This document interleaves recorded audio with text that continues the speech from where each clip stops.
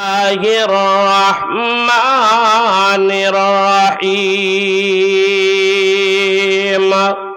وسارعوا إلى مغفرة من ربكم وجنة عرضها السماوات والأرض أعدت للمتقين الذين ينفقون في السراء والضراء والكاظمين الغيظ والعافين عن الناس والله يحب المحسنين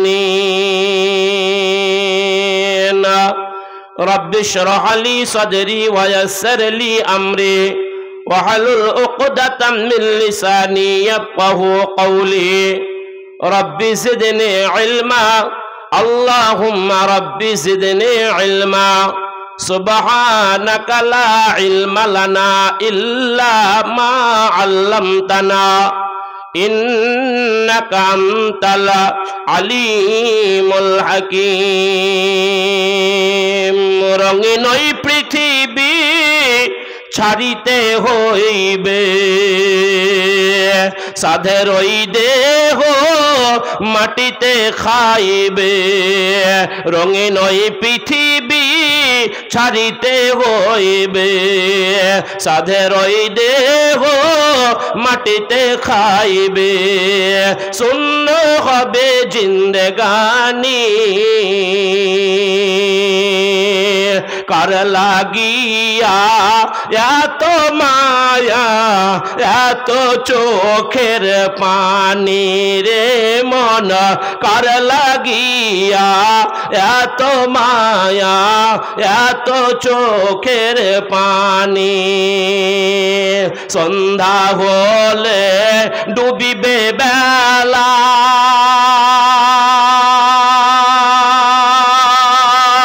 সঙ্গ হবে ভবেরি খেলা সন্ধ্যা হলে ডুবিবে বেলা সঙ্গ হবে ভবেরি খেলা কেউ বা দিবে আখেরি গোসল কেউ বা দিবে আখেরি গোসল কেউ বা আনবে আতর দানি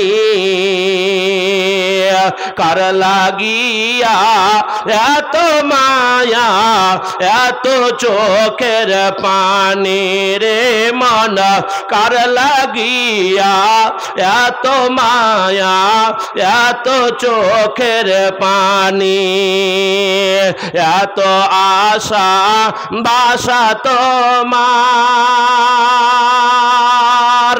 নিমিষেতেই হবে চুরমার এত আশা বাসা তোমার নিমিষেতেই হবে চুরমার কেউ বা ডাকবে মামা বলে কেউ বা ডাকবে মামা বলে সারা তো দেবে না জননী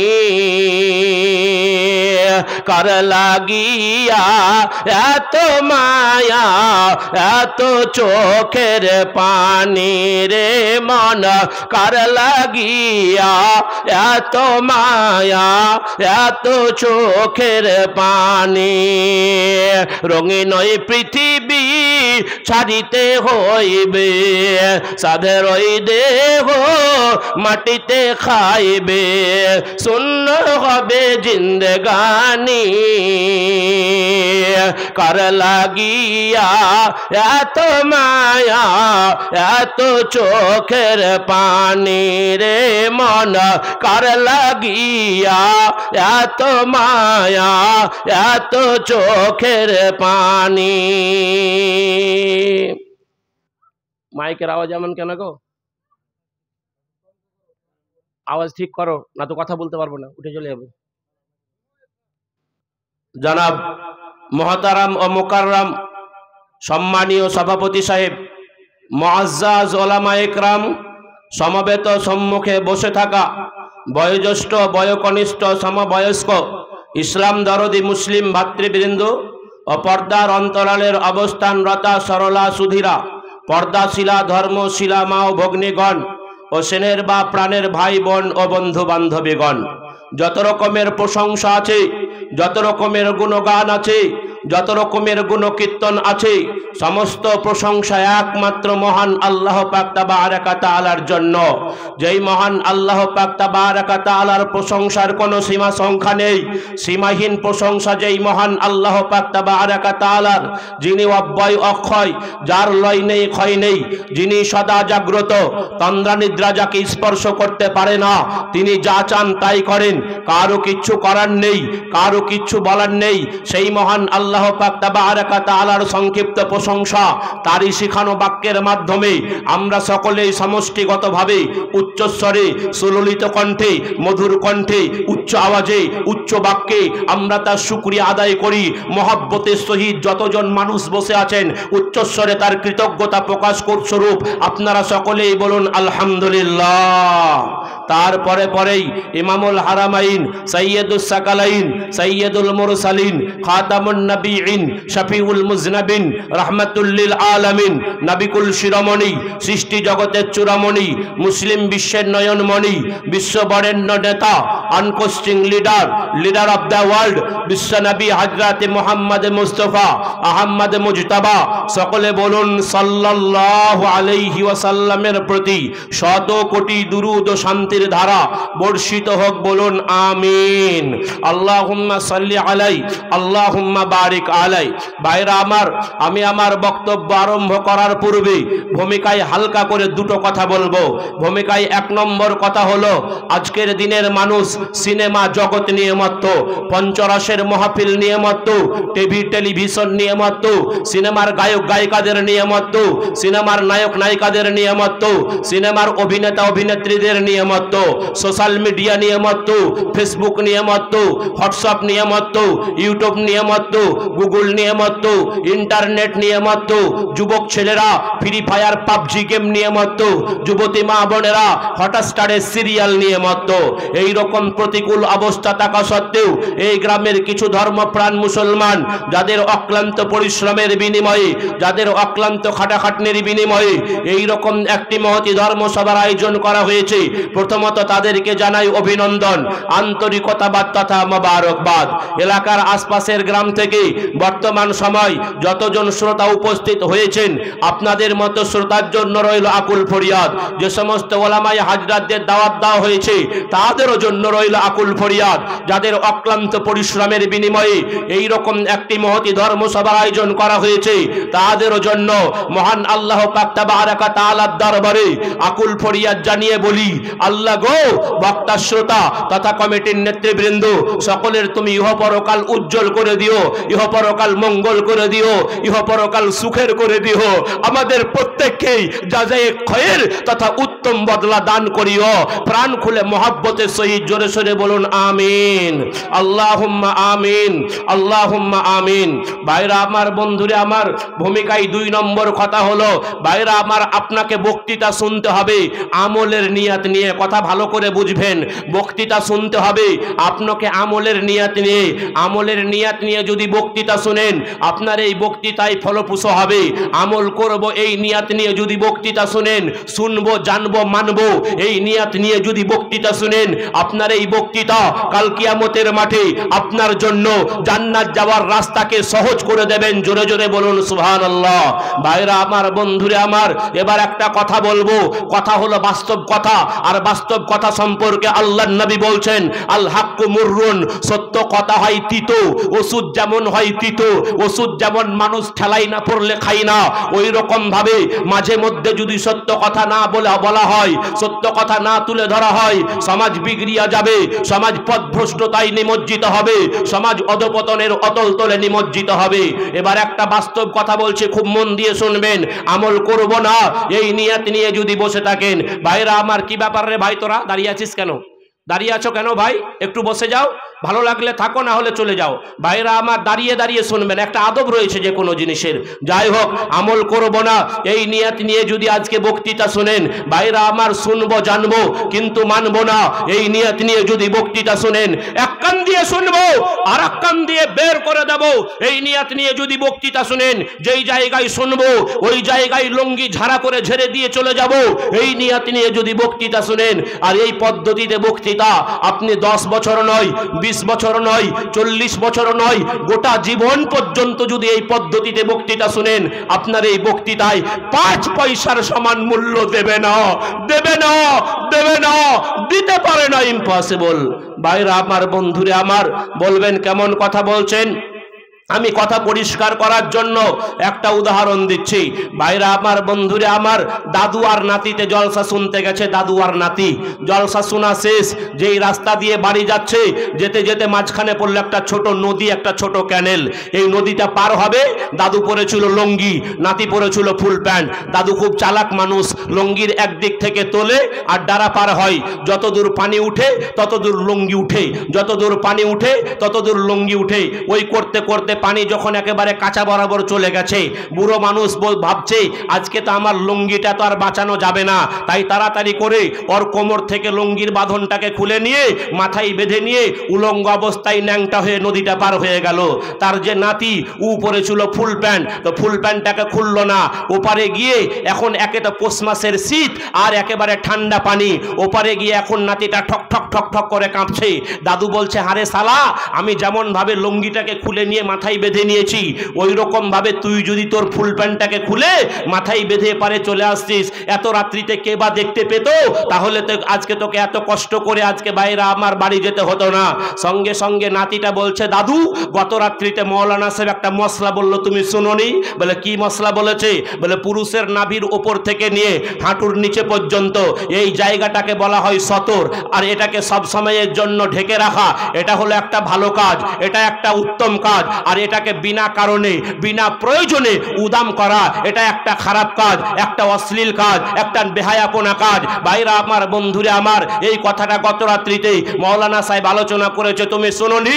মুসলমানের বেটা যুবক ছেলে সকাল বেলায় উঠে বেরাসটা নিয়ে 8টা 9টার সময় বেরাসটা নিয়ে ঘুরতে যায়, আর বাইরে বের হয় হাফ প্যান্ট পরে, আজকে হাঁটুর উপরে প্যান্ট পরে রাস্তায় ব্রাশ করে করে বেড়ায়। লাট সাহেবের বেটা, লাট সাহেব। ভাইরা আমার, বন্ধুরে আমার, আজকে শুধু তাই নয়, আজকে ভাইরা আমার, আল্লাহর নবী বলেছেন, আল হায়াউ শু'বাতুম মিনাল ঈমান। আলেমগণ বসে আছেন, জিজ্ঞাসা করে নেবেন। আল্লাহর নবী বলেছেন, আল হায়াউ শু'বাতুম মিনাল ঈমান। লজ্জা শরম হলো একটা ঈমানের অংশ, লজ্জা শরম হলো একটা ঈমানের অংশ।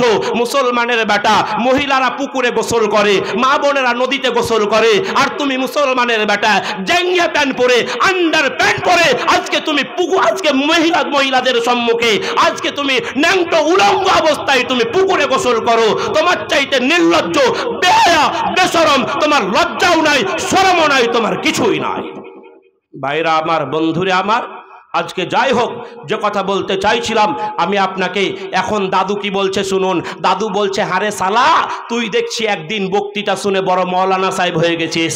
কথা ভালো করে শুন, আমি 40 বছর ধরে বক্তৃতা শুনি, ওই বক্তৃতা কোনোদিন আমি নদীর এপারে নিয়ে আসি না, ওপারেই ঝেড়ে দিয়ে চলে আসি। এই যদি আমি শ্রোতা হয়ে থাকেন, আপনি 40 বছর কেন, গোটা জীবন পর্যন্ত যদি এই পদ্ধতিতে বক্তৃতা শুনেন, আপনার এই বক্তৃতায় 5 পয়সার সমান মূল্য দেবে না। গফুর মিয়ার গরুটা ছুটতে ছুটতে ছুটতে ছুটতে মসজিদে ঢুকে পড়েছে।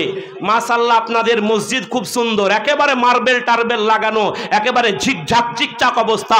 ভাইরা আমার, জোহরের সময় মুয়াজ্জিন এসে দেখে মসজিদে গরু, চিৎকার মেরে বলে, এই গরু কার, গরু কার, গরু কার? গফুর মিয়া ছুটতে ছুটতে এসে বলছে, এই গরু কার মানে এই গরুটা আমার, তুমি জানো না? আপনাদের ভিতরে কারো নাম যদি গফুর মিয়া থাকে তাহলে আবার মাইন্ড করে লিয়েন না। ভাইরা আমার, যাই হোক, আপনাকে উদ্দেশ্য করে আমি বলছি না। ভাইরা আমার, এখন ওই জায়গায় বলছে, ভাইরা আমার, এই গরুটা আমার, তুমি জানো না? বলো, তোমার যদি গরু হয় তো গরুটাকে বাঁধা রাখোনি কেন? পেচ্ছাপ পায়খানা করে একাকার করে দিল, নোংরা করে একাকার করে দিল, এটাকে পরিষ্কার করবে কে? এটাকে ধৌত করবে কে? গফুর মিয়া কি বলছে শুনুন। গফুর মিয়া বলছে, আরে ও অবুঝ বলেই তো মসজিদ এসেছে, আমাকে জীবনে কোনোদিন তুমি মসজিদ আসতে দেখেছো? গরুটা অবুঝ, তাই ও মসজিদে যায়। আর ও খুব বুদ্ধিমানের বেটা, বুদ্ধিমান, তাই ওর মসজিদ যাওয়ার প্রয়োজন পড়ে না। ভাইরা আমার, বন্ধুরা আমার, বক্তৃতা শুনতে হবে আপনাকে আমলের নিয়াত নিয়ে। আমলের নিয়াত নিয়ে যদি বক্তৃতা শোনেন, আপনার এই বক্তৃতায় ফলপ্রসূ হবে, লাভবান হবেন, কামিয়াবি পাবেন, নিষ্কৃতি পাবেন, পরিত্রাণ পাবেন। কিয়ামতের মাঠে জান্নাত যাওয়ার রাস্তা আপনার জন্য সহজ হবে। আপনার যদি আমলের নিয়াত না থাকে, সারা জীবন পর্যন্ত যদি শুধু শুনেই যান, সানাউল্লাহ হয়ে থাকেন, মান্যওয়ালা যদি না হয়ে থাকেন, তাহলে আপনার এই বক্তৃতায় 5 পয়সার সমান মূল্য দেবে না। ভাইরা আমার, চলুন এবার আলোচনা করার জন্য পবিত্র কালামুল্লাহ শরীফের 114টা সূরার মধ্যে পারা নম্বর 4, সূরা নম্বর 3, সূরার নাম সূরা আল ইমরান, পৃষ্ঠা নম্বর 68, আয়াত নম্বর 133 এবং 34। এই দুটো আয়াতে কারিমা আমি আপনাদের সম্মুখে উপস্থাপন করেছি। 133 নম্বর আয়াতে মহান আল্লাহ পাক তাবারাকা তাআলা আজকে সারা বিশ্ববাসীর দিকে লক্ষ্য রেখে দুটো জিনিসকে পাওয়ার জন্য তার পিছনে দৌড়াতে বললেন, দুটো জিনিসকে পাওয়ার জন্য তার পিছনে ছুটতে বললেন, দুটো জিনিসকে পাওয়ার জন্য তার পিছনে প্রতিযোগিতা করতে বললেন। তার আগে একটা কথা বলি, বর্তমান সময় গোটা পৃথিবীর চাকা চলছে দুটো জিনিসে, কথা ভালো করে বুঝবেন। গোটা পৃথিবীর চাকা চলছে দুটো জিনিসে, একটা জিনিসের নাম হলো নোট আর একটা জিনিসের নাম হলো ভোট। কিছু মানুষ ভোটে ব্যস্ত আর কিছু অধিকাংশ মানুষ নোট নিয়ে ব্যস্ত, টাকা নিয়ে ব্যস্ত, অর্থ নিয়ে ব্যস্ত, সম্পদ নিয়ে ব্যস্ত। গোটা পৃথিবীর চাকা চলছে এই দুটো জিনিসে, একটা হলো নোট আর একটা হলো ভোট। ভাইরা আমার, আল্লাহ তাআলা নোটের কথাও বলেন নাই, আল্লাহ তাআলা ভোটের কথাও বলেন নাই। নোট এবং ভোট বাদ দিয়ে অপর দুটো জিনিসকে পাওয়ার জন্য তার পিছনে দৌড়াতে বললেন, অপর দুটো জিনিসকে পাওয়ার জন্য তার পিছনে ছুটতে বললেন, অপর দুটো জিনিসকে পাওয়ার জন্য তার পিছনে প্রতিযোগিতা করতে বললেন। তার ভিতরে 1 নম্বর জিনিস কি? আল্লাহ তাআলা বলছেন কি? وسارعوا إلى مغفرة من ربكم, তোমরা তোমাদের প্রতিপালকের ক্ষমার পিছনে তোমরা দৌড়াও, তোমরা তোমাদের প্রতিপালকের মাগফিরাতের পিছনে তোমরা ছোট। ও মুসলমান, তোমার 60 বছর 70 বছরের জিন্দেগিতে তুমি বহু অন্যায় করেছ, বহু পাপের কাজ করেছ, বহু নোংরা কাজ করেছ, বহু অশ্লীল কাজ করেছ। এই সমস্ত অন্যায় ক্রিয়াকর্ম থেকে নিষ্কৃতি পাওয়ার জন্য, পরিত্রাণ পাওয়ার জন্য তোমরা তোমাদের প্রতিপালকের ক্ষমার পিছনে তোমরা দৌড়াও, তোমরা তোমাদের প্রতিপালকের মাগফিরাতের পিছনে তোমরা ছোট। আল্লাহ তাআলা তার বান্দাদের প্রতি কতটা দয়াশীল, আল্লাহ তাআলা তার বান্দাদেরকে কতটা ভালোবাসেন। আল্লাহ তাআলা তার বান্দাদেরকে ডেকে ডেকে বলছেন সূরা জুমারের 53 নম্বর আয়াতে, আল্লাহ তাআলা তার বান্দাদেরকে ডেকে ডেকে বলে দিলেন, কুলিয়া ইবাদিয়াল্লাযীনা আসরাফু আলা আনফুসিহিম লা তাকনাতু মির রাহমাতিল্লাহ। আল্লাহর বান্দারা, তোমরা দুনিয়ার বুকে বহু অন্যায় করেছ, বহু পাপের কাজ করেছ, বহু নোংরা কাজ করেছ, গুনাহ করে করে করে নিজের নফসের উপরে তুমি জুলুম করেছ, পাপ করে করে নিজের নফসের উপরে তুমি অত্যাচার করেছ। তুমি কত বড় জালেম, তুমি কত বড় পাপিষ্ঠ। তুমি নাম দিয়েছ আজকে তুমি 5 ওয়াক্তের সালাত আদায় করো, 5 ওয়াক্তের নামাজ আদায় করো, দৈনিক নিয়ম মাফিক ভাবে 5 ওয়াক্তের সালাত আদায় করার পরেও তোমার ঈমানের পাওয়ার এতই কমজোর, এতই দুর্বল, এতই দুর্বল। তোমার ছেলের যখন বিয়ে আসে, তোমার মেয়ের যখন বিয়ে হয়, তোমারই বাড়িতে 3 দিন 4 দিন ধরে ডিজে বক্স না বাজালে তোমার মেয়ের বিয়ে শুদ্ধ হয় না, তোমার ছেলের বিয়ে শুদ্ধ হয় না। ও মুসলমান, তুমি পাক্কা মুসল্লি হওয়া সত্ত্বেও তোমার ছেলেকে তুমি নিষেধ করতে পারো নাই, তোমার পোতাকে তুমি নিষেধ করতে পারো নাই, তোমার নাতিকে তুমি মানা করতে পারো নাই। ভাইরা আমার, উপরন্ত তুমি বলে থাকো আজকাল ছেলে পিলে তো একটু করেই থাকবে। ভাইরা আমার, শুধু তাই নয়, তুমি নাম দিয়েছো সুন্নতি খাতনা। সুন্নতি খাতনা মানে তোমার ছেলের লিঙ্গের সামনের দিকের চামড়াটা একটু কর্তন করা হবে, কাটা হবে, যেটাকে আমরা মুসলমানি বলে থাকি। এই মুসলমানি উপলক্ষে তুমি 300 400 500 জন মানুষকে দাওয়াত করে নারী পুরুষ এক জায়গায় বসে আজকে তুমি তাদের খানার ব্যবস্থা করলে, মুসলমানি উপলক্ষে দাওয়াতের ব্যবস্থা করলে, মুসলমানি উপলক্ষে তুমি খানার ব্যবস্থা করলে, কিন্তু যেই খানাটাকে ইসলাম কোন রকম ভাবে সমর্থন করে না, মুসলমানির দাওয়াত খাওয়া যাবে না, মুসলমানির দাওয়াত গ্রহণ করা যাবে না। অথচ তোমার অর্থের গরমে, তোমার সম্পদের গরমে, তোমার টাকা আছে বলে, তোমার পয়সা আছে বলে, তোমার অর্থ আছে বলে আজকে অর্থের গরমে তুমি মুসলমানের খানার ব্যবস্থা করলে, দাওয়াতের ব্যবস্থা করলে। এত অন্যায় করার পরেও, এত পাপ করার পরেও আল্লাহ তার বান্দাদেরকে ভুলে নাই। আল্লাহ বলছেন লা তাকনাতু মির রাহমাতিল্লাহ, আল্লাহর রহমত থেকে তোমরা নিরাশা হয়ে যেও না, আল্লাহর রহমত থেকে তোমরা হতাশা হয়ে যেও না।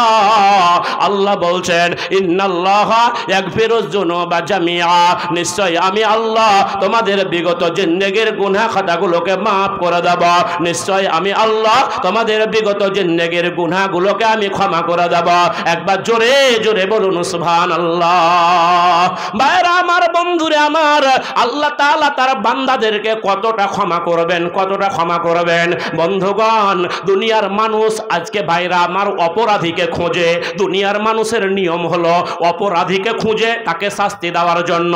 আপনি ভাইরা আমার কোনো ভাইয়ের কোনো অন্যায় করে দিয়েছেন, ক্ষতি করে দিয়েছেন, আপনাকে মারার জন্য ওই লোকটা গোটা রাত অন্ততপক্ষে জেগে লাঠি নিয়ে আজকে ভাইরা আমার, বন্ধুরে আমার, গোটা রাস্তা ঘোরাঘুরি করে। সালাকে কখন পাবো, আজকে তাকে মেরে আজকে তার গহা গরম করে দেব। আজকে ভাইরা আমার, বন্ধুরে আমার, আজকে গোটা রাস্তা শুধু লাঠি নিয়ে ঘোরাঘুরি করে। দুনিয়ার মানুষের নিয়ম হলো আজকে অপরাধীকে খোঁজে আজকে ভাইরা আমার শাস্তি দেওয়ার জন্য। কিন্তু এমন একজন দয়াময় প্রভুকে আমরা পেয়েছি, এমন একজন রহমানুর রহিম আল্লাহকে আমরা পেয়েছি। আমার আল্লাহ তার বান্দাদেরকে খোঁজে মাফ করার জন্য, ক্ষমা করার জন্য, ক্ষমা করার জন্য। একবার জোরে জোরে বলুন সুবহানাল্লাহ। বন্ধুগণ, আল্লাহ তাআলা তার বান্দাদেরকে কতটা ক্ষমা করবেন, কতটা ক্ষমা করবেন। আল্লাহ তাআলা জানো যে ভাইরা আমার, শয়তান যখন ভাইরা আমার নিরাশ হয়ে গেল, শয়তান যখন আদমকে সিজদা করলো না, আদমকে সিজদা না করার কারণে ভাইরা আমার আল্লাহ তাআলা শয়তানকে বললেন লানাতাল্লাহ, আজকে তুই আজকে ভাইরা আমার কাফেরদের অন্তর্ভুক্ত হয়ে গেলি, তুই জাহান্নামের খোরাক হয়ে গেলি। শয়তান সেই সময় বলেছিল আল্লাহ, আজকে তুমি যেমন ভাবে আমাকে বিতাড়িত করে দিলে, আমাকে তোমার রাস্তা থেকে তুমি আমাকে দূরে সরিয়ে রেখে দিলে, ওগো আল্লাহ, আমি তোমার বান্দাদেরকে পথভ্রষ্ট করেই যাব, করেই যাব, করেই যাব। আমি তোমার বান্দাদেরকে গোমরাহ করে যাব, আমি তাদেরকে সঠিক রাস্তায় চলতে দেব না, আমি তাদেরকে ইহদিনাস সিরাতাল মুস্তাকিমের রাস্তায় চলতে দেব না। ওগো আল্লাহ, আমি তোমার বান্দাদেরকে আমি পথভ্রষ্ট করেই যাব, করেই যাব, করেই যাব। আল্লাহ যেন বলছেন বান্দা, এই ইবলিস তোর কথা কি শেষ? বলে হ্যাঁ, আমার কথা শেষ। আল্লাহ বলছেন তুই যতবার আমার বান্দাদেরকে গোমরাহ করতেই থাকবে, করতেই থাকবে, আমি আল্লাহ ততবার মাফ করতেই থাকবো, করতেই থাকবো, করতেই থাকবো। একবার জোরে জোরে বলুন সুবহানাল্লাহ। আল্লাহ তাআলার নবী বলে দিয়েছেন আত-তাইবু মিনাল জামবি কামান লা জামবা লাহু, গুনাহ থেকে তওবাকারী ব্যক্তি এমন যেন সে জীবনে কোনোদিন গুনাহ করেনি। গুনাহ থেকে তওবাকারী ব্যক্তি এমন যেন সে কোনোদিন গুনাহ করেনি। একটা উদাহরণ দিলে বুঝতে পারবেন। আল্লাহ তাআলা যাদেরকে সম্পদ দিয়েছেন, মাল দিয়েছেন, ওই ব্যক্তি যদি মক্কা শরীফে হজ করতে যায়, বাইতুল্লাহ শরীফে হজ করতে যায়, টাকা যদি হালাল হয়, হারামের টাকা না হয়, সুদের টাকা না হয়, ঘুষের টাকা না হয়, মারামারির টাকা না হয়, চিটিংবাজের টাকা না হয়, ধোঁকাবাজির টাকা না হয়, প্রতারকের টাকা না হয়, আজকে 2 নম্বর 4 নম্বরের ব্যবসায়ের টাকা যদি না হয়, একেবারে খাঁটি হালাল টাকা নিয়ে যদি হজ করতে যায়, হজ যদি আল্লাহর দরবারে কবুল হয়ে যায়, ভাইরা আমার, ওই হাজী সাহেবকে আল্লাহ তাআলা মায়ের পেটে প্রথম অবস্থায় শিশু জন্মগ্রহণ করলে পরে যেই রকম নিষ্পাপ হয়ে যায়, ওই রকম ভাবে হাজী সাহেবকে আল্লাহ তাআলা নিষ্পাপ করে দেন। বলুন সুবহানাল্লাহ। ওই রকম ভাবে উহুদ পাহাড় সমতুল্য বান্দা গুনাহ নিয়ে আল্লাহর কাছে যদি তওবা করে, ইস্তেগফার করে, ক্ষমা চায়, আল্লাহ বলছেন আমি আমার বান্দাকে একেবারে নিষ্পাপ শিশুর মতো আমি তাদেরকে নিষ্পাপ করে দেব। একবার বলুন সুবহানাল্লাহ। চলুন, এরকম আয়াত আল্লাহ তাআলা সূরা ফুরকানের ভিতরে বলে দিয়েছেন। সূরা ফুরকান খুলে দেখুন, আল্লাহ তাআলা বলে দিয়েছেন ইল্লা মান তাবা ওয়া আমানা ওয়া আমিলা আমালান সালিহান ফাউলাইকা ইউবাদদিলুল্লাহু সাইয়্যাতিহিম হাসানাত ওয়া কানাল্লাহু গফুরার রহিমা। আল্লাহ বলছেন যাদের দুনিয়াতে গুনাহ হয়ে গেছে, পাপ হয়ে গেছে, বান্দা একবার চিন্তা করে দেখো না, আজকে তোমার বাড়িতে ফকির যদি ভিক্ষা চাই তবে ভিক্ষা পাই, যদি ভিক্ষা না চাই কেউ তাকে একটা টাকাও দেবে না, 1 পয়সাও দেবে না, এক টাকা না করিয়ে দেবে না। ওই রকম ভাবে বান্দা তোমার গুনাহ হয়ে গেছে, পাপ হয়ে গেছে, বান্দা তোমার ভয় নাই। অন্ধকার রজনীতে পৃথিবীর সকল মানুষ যখন ঘুমিয়ে, একেবারে তুমি সেই জায়গায় আজকে তুমি একমাত্র জেগে। আজকে ভাইরা আমার জেগে থাকার পরে সালাতুল ইস্তিগফারের আমি নিয়ম বলছি, ভালো করে শুনবেন। সালাতুল ইস্তিগফারের 2 রাকাত নামাজ আদায় করার পরে আল্লাহর দরবারে দুটো হাত তুলে দিলেন, মাবুদের দরবারে কেঁদে কেঁদে প্রার্থনা করে বলেন, মাবুদ মাওলা, আমার মতো পাপী, আমার মতো জালেম, আমার মতো অত্যাচারী, আমার মতো পাপিষ্ঠ, আমার মতো গুনাহগার আমি ছাড়া আর পৃথিবীর মাটিতে কেউ নাই। ওগো আল্লাহ, আমি পৃথিবীর মাটিতে যত গুনাহ করেছি, যত পাপ করেছি, এই পাপগুলো যদি তুমি প্রকাশ করে দিতে, মানুষের সম্মুখে যদি আজকে এগুলো খুলে খুলে তুলে ধরতে, আমি আজকে মানুষের সামনে মুখ দেখাতে পারতাম না। তুমি আমার প্রতি দয়া করেছো, রহম করেছো, আমার পাপের কথা কোনো মানুষকে তুমি জানাও নাই। ওগো আল্লাহ, তুমি আমার মতো পাপী তাপী বান্দার জিন্দেগির গুনাহ খাতাগুলো মাফ করে দাও। এই রকম বিনয়ের সঙ্গে, নম্রতার সঙ্গে আপনি যদি আল্লাহর দরবারে তওবা করতে পারেন, আল্লাহ বলে দিলেন ইল্লা মান তাবা, যারা গুনাহ করার পরে তওবা করে, ওয়া আমানা, আর তারা আল্লাহর প্রতি পূর্ণ বিশ্বাস রাখে, ওয়া আমিলা আমালান সালিহা, আর যারা নেক কাজ করে, তাহলে 3টা শর্ত। 1 নম্বরে হলো যারা আল্লাহর কাছে তওবা করে, 2 নম্বরে হলো আজকে ভাইরা আমার যারা আল্লাহর কাছে আল্লাহর প্রতি পূর্ণ বিশ্বাস রাখে, আল্লাহর প্রতি ঈমান আনে, 3 নম্বরে হলো নেক কাজ করে, ভালো কাজ করে। ভাইরা আমার, বন্ধুরা আমার, এই 3টা গুণ যদি থাকে, আল্লাহ বলে দিলেন ফাউলাইকা ইউবাদদিলুল্লাহু সাইয়্যাতিহিম হাসানাত। আল্লাহ বলছেন আমি সেই বান্দার জিন্দেগির গুনাহ খাতাগুলোকে আমি আল্লাহ শুধু মিটিয়ে দেব তা নয়, আমি আল্লাহ সেই বান্দার জিন্দেগির গুনাহ খাতাগুলোকে আমি আল্লাহ নেকির দ্বারাতে পরিবর্তন করে দেব। একবার জোরে জোরে বলুন সুবহানাল্লাহ। কি বুঝলেন? আল্লাহ তাআলা বান্দার প্রতি কতটা দয়ালু। আল্লাহ বলছেন বান্দা, তোর গুনাহ হয়ে গেছে, আমার কাছে তওবা কর, খালেস নিয়তে তওবা কর, ইখলাসের নিয়তে তওবা কর। তওবা করলে পারে কি হবে? আমি আল্লাহ আজকে আমার প্রতি পূর্ণ বিশ্বাস রাখ, তারপরে আজকে নেক কাজ কর, ভালো কাজ কর। এই 3টা গুণ তোর যদি আমলের ভিতরে থাকে, আমি আল্লাহ আজকে তোর গুনাহগুলোকে আমি মিটিয়ে দেব। শুধু তা নয়, আমি আল্লাহ তোর জিন্দেগির গুনাহ খাতাগুলোকে আমি আল্লাহ নেকির দ্বারাতে পরিবর্তন করে দেব। বলুন সুবহানাল্লাহ। একটি মারাত্মক হাদিস এবার আমি আপনাকে শোনাবো, বুখারী মুসলিম থেকে। যোগ্যপূর্ণ আলেম রয়েছেন আজকে জলসার সভাপতি সাহেব। যাই হোক, তার সম্মুখে একটি হাদিস বলবো। একজন ব্যভিচারিণী মহিলা শুধু ব্যভিচার করেছে তা নয়, ব্যভিচারের ফলে অন্তঃসত্ত্বা হয়ে গেছে, ব্যভিচারের ফলে হামেলা হয়ে গেছে, ব্যভিচারের ফলে গর্ভবতী হয়ে গেছে। ভাইরা আমার, এই রকম একজন মহিলার তওবা আল্লাহর দরবারে কেমন ভাবে গ্রহণযোগ্য হলো, কেমন ভাবে গৃহীত হলো, এই রকম একটি চমকপ্রদ হাদিস আমি আপনাকে শোনাবো। তবে আমি আপনাদের কাছে একটা ওয়াদা নিচ্ছি, আমি যতক্ষণ আলোচনা রাখবো আপনারা কেউ বিনা প্রয়োজনে কেউ উঠে চলে যাবেন না। বলুন ইনশাল্লাহ, বলুন ইনশাল্লাহ। ভাইরা আমার, যাই হোক, আমি কিন্তু আপনাদের ধৈর্য হারাবো না। আমি আপনাকে বলেছি 12টার মধ্যে ইনশাল্লাহ আমার আলোচনা শেষ করব। ভাইরা আমার, বন্ধুরা আমার, চলুন একটা হাদিস আমি আপনাকে শোনাই। আল্লাহর নবী বলছেন কি, আন্না ইমরাতান মিন জুহাইনাতা আতাত রাসূলুল্লাহি সাল্লাল্লাহু আলাইহি ওয়াসাল্লাম ওয়া হিয়া হুবলি মিনাজ জিনা ফাকালাত ইয়া রাসূলুল্লাহি আসাদতু হাদ্দান ফাকিমহু আলাইয়া ফাদা নবিউল্লাহি সাল্লাল্লাহু আলাইহি ওয়াসাল্লাম ওয়ালিয়াহা ইলা আখিরিল হাদিসে। আমার নবী, বিশ্ব নবী জনাবে মুহাম্মদুর রাসূলুল্লাহ সাল্লাল্লাহু আলাইহি ওয়াসাল্লামের দরবারে একজন জুহাইনা গোত্রের একজন মহিলা ব্যভিচার করেছে, ব্যভিচারের ফলে অন্তঃসত্ত্বা হয়ে গেছে, ব্যভিচারের ফলে গর্ভবতী হয়ে গেছে, ব্যভিচারের ফলে হামেলা হয়ে গেছে। এই রকম মহিলা আল্লাহর নবীর দরবারে ছুটতে ছুটতে চলে এসেছে। ইয়া রাসূলুল্লাহি, ওগো আল্লাহর নবী, আপনি আমাকে পবিত্র করে দেন, আপনি আমাকে পাক সাফ করে দেন। ও মুসলমান, এখানে একটা কথার বুঝার রয়েছে, কথা ভালো করে বুঝবেন। এই মহিলা যেই পুরুষের সঙ্গে খারাপ কাজ করেছিল, এই মহিলা যেই পুরুষের সঙ্গে অন্যায় কাজ করেছিল, এই মহিলা আর এই পুরুষ এই দুইজন ছাড়া আর তো পৃথিবীর কোন মানুষ জানে না। অথচ কোন সত্তার ভয়ে, কোন জিনিসের ভয়ে এই মহিলা নিজে নিজে এসে আমার নবীর দরবারে হাজির হলো।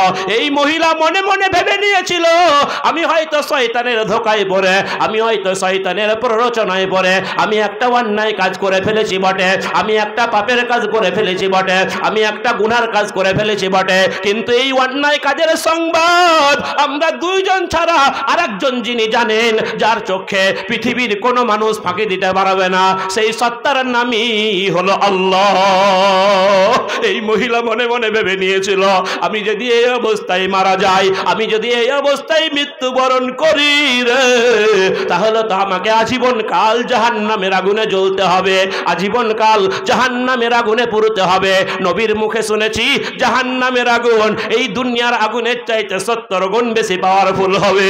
যেই আগুনকে 3000 বছর ধরে গরম করে রাখা হয়েছে, যেই আগুনকে 3000 বছর ধরে উত্তপ্ত করে রাখা হয়েছে, যে আগুনের আজকে ভাইরা আমার জ্বালানি হবে মানুষ এবং পাথর। আল্লাহ তাআলা পবিত্র কালামুল্লাহ শরীফে বলে দিয়েছেন, ইয়া আইয়ুহাল্লাযীনা আমানু কু আনফুসাকুম ওয়া আহলিকুম নারা ওয়াকুদুহান নাস ওয়াল হিজারা। হে ঈমানদারগণ, হে ঈমানের দাবিদারগণ, তোমরা নিজেরা বাঁচো আর তোমার পরিবার পরিজনকে বাঁচাও। কি থেকে বাঁচাবে? বলে জাহান্নামের আগুন থেকে বাঁচাও। জাহান্নামের আগুনের জ্বালানি হবে, জাহান্নামের আগুনের জ্বালানি হবে আজকে মানুষ এবং পাথর, জাহান্নামের ইন্ধন হবে মানুষ এবং পাথর। ভাইরা আমার, এইরকম জাহান্নামে আমাকে আজীবন কাল থাকতে হবে একমাত্র জাহান্নামের ভয়ে ভীত হয়ে, একমাত্র দোজখের ভয়ে ভীত হয়ে এই মহিলা সরাসরি আল্লাহর নবীর দরবারে হাজির হলো।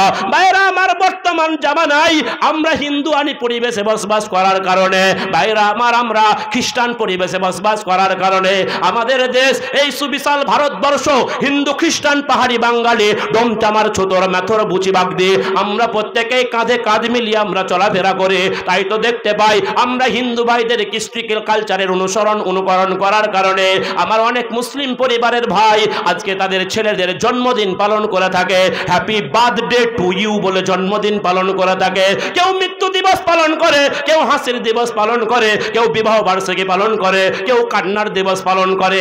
আবার যুবক ছেলেরা যাদের বিয়ে হয়নি আজকে তারা একটা দিবস পালন করবে কয়েকদিন পরে, 10 দিন পরে। সেই দিবসটার নাম হলো 14ই ফেব্রুয়ারি, বিশ্ব বেহায়া দিবস, ভ্যালেন্টাইন্স ডে। ভাইরা আমার, এই বিশ্ব বেহায়া দিবসের দিনে আপনার ঘরের আমার ঘরের কত যুবতী মা বোন ধর্ষিতা হয়, কত যুবিতা মা বোন তাদের সতীত্ব নষ্ট করে, কত যুবতী মা বোন তাদের ইজ্জত নষ্ট করে, কত যুবতী মা বোন তাদের সম্ভ্রম নষ্ট করে। এগুলো কিসের কারণে হয়? একমাত্র আল্লাহর ভয়ভীতি, একমাত্র জাহান্নামের ভয়ভীতি, একমাত্র দোজখের ভয়ভীতি তাদের দিলের ভিতরে না থাকার কারণে। ভাইরা আমার, চলুন আমি যে কথা বলতে চাইছিলাম, আল্লাহর নবী ওই মহিলাকে কিছু বললেন না। আল্লাহর নবী বললেন, তুমি তোমার গার্জিয়ানকে ডাকো, তুমি তোমার অভিভাবককে ডাকো। অভিভাবক যখন আল্লাহর নবীর দরবারে হাজির হয়েছে, অভিভাবক যখন আল্লাহর নবীর মজলিসে হাজির হয়েছে, আল্লাহর নবী তার অভিভাবককে বললেন, এই মহিলাকে নিয়ে বাড়িতে চলে যাও। বাড়িতে চলে যাওয়ার পরে ইসলাম কেমন মানবতার ধর্ম দেখুন, ইসলাম কেমন শান্তির ধর্ম দেখুন। আল্লাহর নবী বললেন না তুমি তাকে বাড়িতে নিয়ে গিয়ে মারধর করবে। আল্লাহর নবী বললেন না তোমার মেয়ে ব্যভিচার করেছে, তুমি বাড়িতে নিয়ে গিয়ে আজকে বকাঝকা করবে, তুমি তাকে বাড়িতে নিয়ে গিয়ে ঘরের ভিতরে বন্দি করে রাখবে, তুমি তাকে বাড়িতে নিয়ে গিয়ে গালমন্দ করবে, এই রকম কোনো কথা নাই। আল্লাহর নবী বললেন, আহাসিন ইলাইহা, হে মহিলার গার্জিয়ান, এই মহিলাটাকে বাড়িতে নিয়ে গিয়ে তার সঙ্গে তুমি ভালো ব্যবহার করবে, তার সঙ্গে তুমি উত্তম ব্যবহার করবে। একবার জোরে জোরে বলুন সুবহানাল্লাহ। ইসলাম এমন একটা মানবতার ধর্ম, ইসলাম এমন একটা শান্তির ধর্ম, শুধু মানুষ হয়ে মানুষের কল্যাণ করলে পারে, মানুষ হয়ে মানুষের উপকার করলে পারে আল্লাহ তাআলা সন্তুষ্ট হন তা নয়। মানুষ হয়ে আপনি পৃথিবীর যে কোনো জীবজন্তুর উপরে, যে কোনো পশু পক্ষীর উপরে আপনি যদি দয়াশীল হতে পারেন, আপনি যদি রহম করতে পারেন, আপনি যদি ভালোবাসতে পারেন, আপনি যদি তাদের খেদমত করতে পারেন, কাল কিয়ামতের মাঠে এর বিনিময়ে আল্লাহ তাআলা আপনাকে জান্নাত দান করতে পারেন। জোরে জোরে বলুন সুবহানাল্লাহ। ভাইরা আমার, বন্ধুরে আমার, আপনাদের কি জানা নেই একটি হাদিস, দুটো হাদিস মাঝখানে আমি আপনাকে শোনাবো কথা পরিষ্কার করার জন্য। ভাইরা আমার, একজন পতিতালয়ের মহিলা, যার কাজটাই হলো দেহ ব্যবসা করা, এই মহিলা একদিন রাস্তা দিয়ে চলে যাচ্ছে, যেতে যেতে যেতে যেতে একটা কুয়ার পাশে দেখে একটা কুকুর তার জিহ্বাটা বের করে দিয়ে কুয়ার চতুর্পাশে শুধু ঘুর ঘুর ঘুর ঘুর করছে। ভাইরা আমার, বন্ধুরে আমার, এই মহিলা দেখলো এই কুয়া থেকে কতজন কত মানুষ পানি পান করে পানি নিয়ে চলে গেল, কেউ কুকুরটার প্রতি একটু দয়া দেখালো না, কেউ কুকুরটার প্রতি একটু মায়া দেখালো না। এই মহিলাটা মনে মনে ভাবলো, হায় হায় রে, কুকুরটার যা অবস্থা, আর যদি কিছুক্ষণ পানি না পাই তাহলে আজকে পানির অভাবে কুকুরটা মারা যাবে। এই মহিলাটার মনে দয়া হলো, এই মহিলাটার মনে একটু মায়া হলো। আজকে তার পায়ে ছিল চামড়ার মোজা, গায়ে ছিল উড়না, উড়না দিয়ে চামড়ার মোজাটাকে বাঁধলো, বাঁধার পরে কুয়াতে ফেলে দিল। এক মোজা পানি তুললো, কিছুটা পানি কুকুরটাকে পান করিয়ে দিল, আর কিছুটা পানি আজকে কুকুরটার গায়ের উপরে ছিটিয়ে দিয়ে হাত বুলিয়ে দিল। এতে কুকুরটা নিজের জীবনটা ফিরে পেয়ে, নিজের জানটা ফিরে পেয়ে লেজ দুলাতে দুলাতে সেখান থেকে চলে গেল, সেখান থেকে প্রস্থান করলো। দয়ার রাসূল হাবিবুল্লাহ মুহাম্মাদুর রাসূলুল্লাহ সাল্লাল্লাহু আলাইহি ওয়াসাল্লাম বলে দিলেন, এই মহিলা এই কুকুরটাকে পানি পান করিয়ে তার জীবনটাকে রক্ষা করেছিল বলে আল্লাহ তাআলা তার বিগত জিন্দেগির গুনাহ খাতাগুলো মাফ করে দিয়ে কাল কিয়ামতের মাঠে এই পতিতালয়ের মহিলাটা যাবে জান্নাতে। একবার জোরে জোরে বলুন সুবহানাল্লাহ। কি বুঝলেন? ইসলাম কেমন মানবতার ধর্ম, ইসলাম কেমন শান্তির ধর্ম। একটা পতিতালয়ের মহিলা একটা কুকুরকে পানি পান করিয়েছিল, আল্লাহ তাআলা তার বিগত জিন্দেগির গুনাহগুলো মাফ করে দিয়ে ওই পতিতালয়ের মহিলাটা যাবে জান্নাতে। ভাইরা আমার, বিপরীত মুখে একটি হাদিস আমি আপনাকে শোনাচ্ছি। এক মহিলার বাড়িতে ছিল একটা বিড়াল। মা বোনদের বিড়াল দেখলে ওর গায়ে খুব জ্বালা উঠে। ভাইরা আমার, যাই হোক, ওর বাড়িতে ছিল একটা বিড়াল। ওর বিড়ালটা থাকার কারণেই ভাইরা আমার, বিড়ালটা যে কোনো কারণে ওর কোনো ক্ষতি করে দিয়েছে, ওই দুধ খেয়ে নিয়েছে না, যাই হোক কোনো একটা খেয়ে নিয়েছে। ভাইরা আমার, এই মেয়ে মহিলাটা এই বিড়ালটার প্রতি এত রেগেছে, রাগার পরে বিড়ালটাকে ধরলো, ধরার পরে ওকে প্রহর করলো, মারধর করলো, মারধর করার পরে ওকে ছেড়ে দিল না, ওকে আবার জিঞ্জিরি দিয়ে দড়ি দিয়ে বেঁধে রেখে দিয়েছে। ভাইরা আমার, বন্ধুরা আমার, ও আমার পর্দানাসীন মা বোনেরা গো, এই মহিলাটা বিড়ালটাকে ছেড়েও দিল না, আর বিড়ালটাকে সে নিজে কিছু খেতেও দিল না। আল্লাহর নবীর হাদিসের অনুযায়ী আজকে সে বিড়ালটাকে যদি ছেড়ে দিত তাহলে হয়তো পৃথিবীর পোকামাকড় খেয়ে অন্তত পক্ষে বেঁচে থাকতে পারত। সে বিড়ালটাকে ছেড়েও দিল না, আর বিড়ালটাকে সে নিজে কিছু খেতেও দিল না। এই রকম না খাওয়া অবস্থায় 2-3 দিন পরে বিড়ালটা না খেয়ে মারা গেল। দয়ার রাসূল হাবিবুল্লাহ মুহাম্মাদুর রাসূলুল্লাহ সাল্লাল্লাহু আলাইহি ওয়াসাল্লাম বলে দিলেন, এই মহিলাটা এই বিড়ালটাকে না খেতে দিয়ে মেরে ফেলার কারণে কাল কিয়ামতের মাঠে জাহান্নামে তাকে কিন্তু শাস্তি দেওয়া হবে। একবার বলুন নাউজুবিল্লাহ। ভাইরা আমার, বন্ধুরা আমার, চলুন আমি আগের হাদিসের দিকে যাই। আল্লাহর নবী এবার বলছেন, ফাইজা ওয়াজাত ফাতিনি বিহা, যখন তার বাচ্চা প্রসব হয়ে যাবে, যখন তার বাচ্চাটা পৃথিবীর মাটিতে ভূমিষ্ঠ হয়ে যাবে, আজকে সেই অবস্থায় ওই মহিলাকে আমার দরবারে হাজির করবে। আল্লাহর নবীর কথা অনুযায়ী ওই মহিলার যখন বাচ্চা প্রসব হয়ে গেল, বাচ্চাটা যখন দুনিয়ার বুকে চলে আসলো, বাচ্চাকে সঙ্গে করে আল্লাহর নবীর দরবারে হাজির হয়েছে। আল্লাহর নবী ওই মহিলাকে বললেন, তুমি আমার বাচ্চাকে নিয়ে আবার বাড়িতে চলে যাও। বাড়িতে চলে যাওয়ার পরে তোমার সন্তানের 2 বছর পর্যন্ত দুধ পান করাও। 2 বছর পর্যন্ত আজকে তুমি তার বুকের দুধ পান করাও। বাচ্চার বয়স যখন 2 বছর হয়ে যাবে, বাচ্চা যখন দুনিয়ার খাবার খাওয়া যখন শিখে যাবে, সেই অবস্থায় তুমি আমার দরবারে হাজির হবে। আল্লাহর নবীর কথা অনুযায়ী এই মহিলা 2 বছর পর আবার আল্লাহর নবীর দরবারে হাজির হয়েছে। আল্লাহর নবী সাহাবাদেরকে বললেন, রে আমার সাহাবারা রে, ফাসুদ্দাত আলাইহা সিয়াবাহা, এই মহিলার কাপড় চোপড় তার শরীরের সঙ্গে শক্ত করে বেঁধে দাও।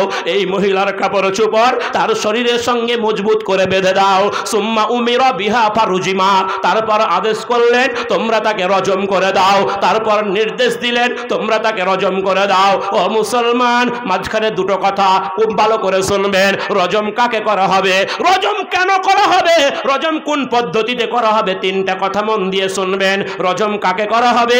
ইসলাম বলছে একজন বিবাহিত পুরুষ আর একজন বিবাহিতা মহিলা, একজন বিবাহিত পুরুষ আর একজন বিবাহিতা মহিলা যদি জেনার দায়ে ধরা পড়ে, ব্যভিচারের দায়ে ধরা পড়ে, আর দেশটা যদি ইসলামী রাষ্ট্র হয়, আর এই ব্যভিচারের সপক্ষে যদি 4 জন বলিষ্ঠ সাক্ষী পাওয়া যায়, 3 জন হলেও হবে না, 4 জন যদি বলিষ্ঠ সাক্ষী পাওয়া যায়, তাহলে ইসলাম বলছে তাদের উভয়কে রজম করে শেষ করে দিতে হবে।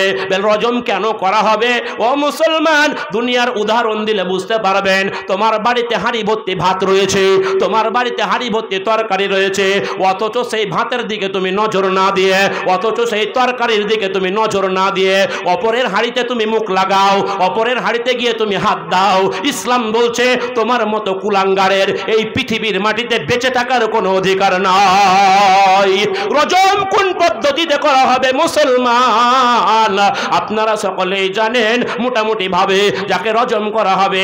আরবের মাটিতে এখনো এই নিয়ম চালু আছে বলে আজকে আরবের মাটিতে এখনো পর্যন্ত জেনা আজকে করতে গেলে মানুষ একটু চিন্তা ভাবনা করে আজকে ব্যভিচার করে। ভাইরা আমার, যাই হোক, গর্ত খনন করার পরে, গর্ত খোঁড়ার পরে আজকে যাকে রজম করা হবে তার দেহটাকে আজকে কোমর পর্যন্ত গেড়ে দিয়ে চতুর্দিক থেকে পাথর মেরে মেরে মেরে ফেলে দেওয়া, এটাকে রজম করা বলা হয়। আল্লাহর নবীর কথা অনুযায়ী ওই মহিলাকে গর্ত খনন করার পরে তার দেহটাকে কোমর পর্যন্ত গেড়ে দিয়ে সাহাবাগণ চতুর্দিক থেকে পাথর মেরে মেরে মেরে মেরে মেরে মেরে ওই মহিলাটাকে চিরদিনের মতো বিদায় করে দিল। সুম্মা সাল্লা আলাইহা, অতঃপর ওই মহিলার জানাজার নামাজ আল্লাহর নবী স্বয়ং তিনি আদায় করিয়ে দিলেন। একবার জোরে জোরে বলুন সুবহানাল্লাহ। আপনার মনে প্রশ্ন হবে, আমার মনে প্রশ্ন হবে, মা বোন যারা আছেন, বায়ান যারা শুনছেন, বক্তৃতা যারা শুনছেন, তাদের মনে একটা প্রশ্ন হবে। ভাইরা আমার যারা বাড়িতে বসে আছেন তাদের মনে একটা প্রশ্ন হবে। ভাইরা আমার, প্রশ্নটা কি? আরে একজন ব্যভিচারিণী মহিলা শুধু ব্যভিচার করেছে তা নয়, ব্যভিচারের ফলে অন্তঃসত্ত্বা হয়ে গেল, ব্যভিচারের ফলে গর্ভবতী হয়ে গেল, ব্যভিচারের ফলে হামেলা হয়ে গেল। এই রকম মহিলার জানাজার নামাজ আল্লাহর নবী কেমন ভাবে আদায় করতে পারলেন? এই প্রশ্নটা সর্বপ্রথমে যার মনে দাগ কেটেছিল তিনি কোনো সাধারণ মানুষ নন, তিনি হলেন একজন অসাধারণ মানুষ। ভাইরা আমার, মুসলিম জাহানের দ্বিতীয় খলিফা, যাকে দুনিয়াতেই জান্নাতের সার্টিফিকেট দিয়ে দেওয়া হয়েছিল, জান্নাতের সার্টিফিকেট প্রাপ্ত সাহাবী হযরত উমর ফারুক রাদিয়াল্লাহু তাআলা আনহু আল্লাহর নবীকে বলেছিলেন, ফাকাল লাহু উমর লাম তুসাল্লি আলাইহা ইয়া রাসূলুল্লাহ ওয়া কাযানাত। নবী গো, এই মহিলাটা তো জেনা করেছে, এই মহিলাটা তো ব্যভিচার করেছে, অথচ কেন আপনি এই মহিলার জানাজার নামাজটা আদায় করে দিলেন? অথচ কেন আপনি এই মহিলার জানাজার নামাজটা আদায় করিয়ে দিলেন? আল্লাহর নবী হযরত উমর ফারুককে বলেছিলেন, লাকাত তাবাত তাওবাতান লাউ কুসিমাত বাইনা 70 মিন আহলিল মাদিনাতি লাওয়াসাতুহুম। উমর রে, এই মহিলাটা আল্লাহর কাছে এমন ভাবে তওবা করেছে, এই মহিলাটা আল্লাহর কাছে এমন ভাবে তওবা করেছে, এই মহিলাটা আল্লাহর কাছে এমন ভাবে মাপ চেয়েছে, তার এই তওবাটাকে যদি মদিনার 70 জন বাসিন্দাদের মধ্যে বিলিয়ে দেওয়া হয়, মদিনার 70 জন বাসিন্দাদের মধ্যে বন্টন করে দেওয়া হয়, কাল কিয়ামতের মাঠে বাঁচার জন্য এটাই তাদের পক্ষে যথেষ্ট হয়ে যাবে। একবার জোরে জোরে বলুন সুবহানাল্লাহ। একজন ব্যভিচারিণী মহিলা, আজকে তার তওবা সম্পর্কে আল্লাহর নবী বলছেন, এই মহিলা আল্লাহর কাছে এমন ভাবে তওবা করেছে, আল্লাহর কাছে এমন ভাবে মাফ চেয়েছে, এমন ভাবে ইস্তিগফার করেছে, এমন ভাবে ক্ষমা চেয়েছে, তার এই তওবাটাকে যদি আজকে মদিনার 70 জন বাসিন্দাদের মধ্যে বন্টন করে দেওয়া হয়, মদিনার 70 জন বাসিন্দাদের মধ্যে বিলিয়ে দেওয়া হয়, কাল কিয়ামতের মাঠে বাঁচার জন্য এটাই তাদের পক্ষে যথেষ্ট হয়ে যাবে। ভাইরা আমার, বন্ধুরে আমার, চলুন আমি খুব তাড়াহুড়ো করছি, লম্বা আলোচনা করব না, আমি আগেই বলেছি।